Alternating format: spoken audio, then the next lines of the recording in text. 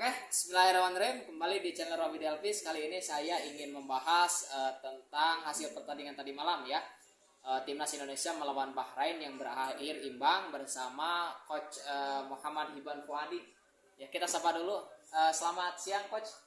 Selamat siang. Alhamdulillah. Gimana kabarnya?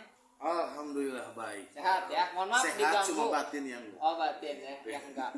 Mohon maaf diganggu waktunya ya di sela-sela kesibukan PPG ya. Iya, mengganggu terus itu. Terus. Nah, kita akan berbincang-bincang soal timnas.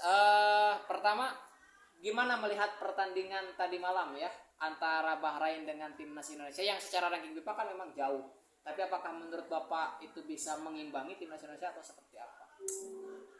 Kita harusnya bisa jauh lebih baik. Cuma di menit-menit awal itu emang ada kekacauan. Permainan teknikal itu tidak berjalan di menit awal-awal itu. Indonesia terus di pressure yang ketat sama Bahrain dan jadi gol pelanggaran, ditambah pemain Bahrain juga rapuh-rapuh Pak. Disentuh sedikit. Oh, itu jadi mirip mudah novela mungkin ya. Iya, banyak dramanya. Cuma setelah gol penyeimbang itu besar kemungkinan kita itu mulai bangkit. Iya. Permainan sudah enak meskipun ada ancaman-ancaman, tapi kita udah percaya dengan pertahanan kita dari pemain belakang itu udah percaya. Apalagi punya kiper yang refleksnya bagus, biasa bagus. Untuk pertandingan cukup seimbang. Kalau prediksi awalnya memang menurut coach sendiri gimana tuh? Sebelum hasilnya ada, sebelum-sebelumnya memang prediksinya seperti apa? Prediksinya itu permainan itu ketat, seru. Meskipun kalau harapan menang. Cuma di luar ekspektasi permainan itu seperti malam itu. Karena si bola itu sering terhenti dengan pelanggaran-pelanggaran yang tidak jelas. Jadi kurang efektif ya, permainan menjadi kurang bisa dinikmati ya, karena terlalu banyak pelanggaran-pelanggaran yang sebetulnya mungkin tidak terlalu esensial ya bagi dalam pertandingan. Oke. Melihat tadi malam ya, akhirnya striker kita ya, penyerang saya Praka Parapangun, kemudian Rafael Strike kembali bisa mencetak gol. Apakah ini bisa disebut sebagai angin segar karena sekarang striker kita sudah bisa mencetak gol di laga resmi pula? Jelas itu membuat kita punya angin segar ya melawan Cina. Kita kalau permainan teknikalnya berjalan itu kita bisa menang. Terus untuk Rafael Strike itu ya ini gol itu mirip gol yang waktu lawan Korea Selatan ya, di U23 ya.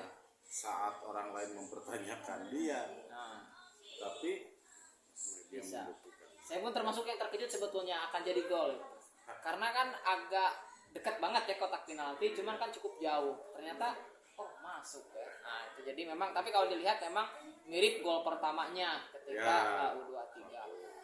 Oke. Kepemimpinan wasit nih pada pertandingan tadi malam. Kalau itu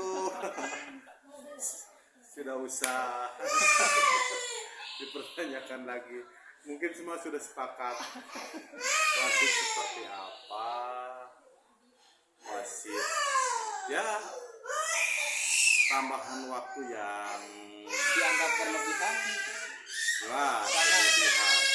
Sangat berlebihan. Waktu yang memang betul waktu itu 6 menit. Meskipun wasit sudah menunjukkan ya tanda kalau setiap di bola berhenti diberhentikan ya setiap ada pelanggaran. Cuma itu 3 menit itu terlalu banyak. Hampir setengah dari tambahan waktu. Hampir setengah. Padahal kita bola itu terhenti itu menjadi itu yang perlu dipertanyakan. Terus keputusan yang cuma tersentuh kontak fisik yang minimalis pun bisa menjadi drama telenovela. setuju ya ketika kita bilang ini kemenangan kita dirampok nih oleh wasit. Ya, setuju. Jadi, kita fair play itu rusak ya. pengadil lapangannya harus. Oke. Dengan harusnya kita menang nih, harusnya ya. Kalau saya juga sudah sangat pede sekali ketika terjadi gol itu, kemudian melihat para pemain Bahrain itu sudah mulai frustasi ya. Mereka mulai dari jarak jauh pun mereka sudah mencoba lagi karena agak kesulitan masuk ke ke kotak penalti kita. Tapi pada akhirnya ya ini mau tidak mau bagaimana lagi kita akhirnya harus menerima hasil seri. Nah, dengan modal ini menuju ke pertandingan Cina ya, dengan posisi Cina juga kemarin kembali kalah oleh Australia ya dengan skor 3-1. Nah, dengan Cina sendiri apakah ini akan tidak akan mengganggu mental pemain ya?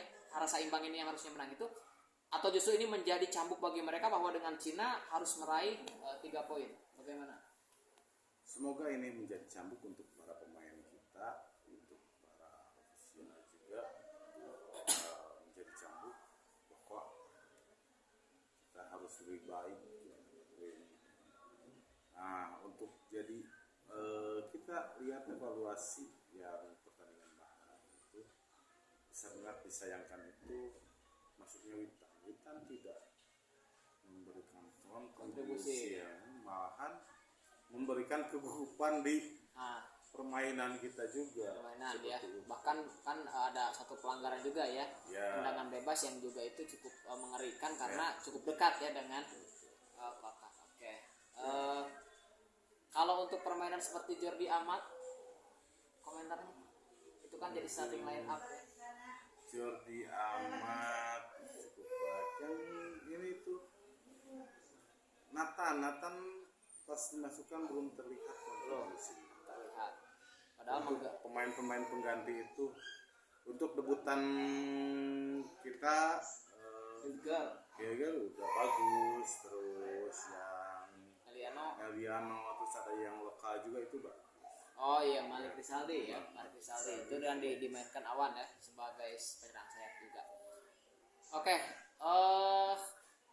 prediksi susunan pemain untuk melawan Cina kira-kira skemanya pastikan kemungkinan 3-4-3 ya. Nah, untuk 3 center back kira-kira siapa? Kalau Bang Ijes itu nggak bisa. Bang Ijes sudah ya sebagai kapten. Oke. Kirinya kira-kira siapa? Kalau Ivan Jen. Enggak. Yang back, center back. Itu kita harus mencoba menanamkan dengan Rizky Ridho ya. Rizky Ridho. Oke. Bang Jai, Rizky Ridho. Setuju dengan Hidgal? Saya sih 3 itu ya. Bang Jai, kemudian Rizky Ridho dan Hidgal. Saya kira seperti itu. Nah, resepnya bagus. Tengah, kalau saya Ipar Tom Hai masih ini kayaknya. Ya, Ipar Tom Hai ini masih. Kiri, Verdong juga luar biasa menurut saya. Kalau Verdong itu transisi positif negatifnya luar biasa. Nah, sebelah kanannya wingbacknya yang ditempati Asnawi atau Sandy Walsh biasanya. Siapa? Kita lihat Sandy cukup bagus. Sandy Walsh. Cuma penasaran juga dengan permainan Asnawi ya. Ya, sudah cukup lama ya Asnawi. Cukup lama, merindukan juga ya. Karena kita tahu eksplosivitasnya luar biasa juga Asnawi ya. Bagus kemarin waktu dia melawan Persib di Champions Asia itu kan. Betul, daya gedornya itu luar biasa. Oke. 3 penyerang ya, sayap kanan kira-kira siapa yang akan dipasang? Sayap kanan sepertinya ada Malik, ada Witan, ada Egi juga bisa, ada Marcelino bisa dipertimbangkan. Paling Malik Rizaldi. Malik strike Ragnar. Jadi masih yang kemarin ya, Ragnar bangun di kiri, strike tengah, kemudian di kanannya Malik Rizaldi ya. Oke, terakhir prediksi skor untuk melawan Cina berapa? 2-0 kemenangan timnas Indonesia. Oke. Sama berarti saya pun memprediksi 2-0 ataupun kalau harus kebobolan 3-1 tetap Indonesia bisa menang melawan Cina. Enggak bakal kebobolan Indonesia. Ya, seperti itu. Oke. Itu prediksi dari kami ya.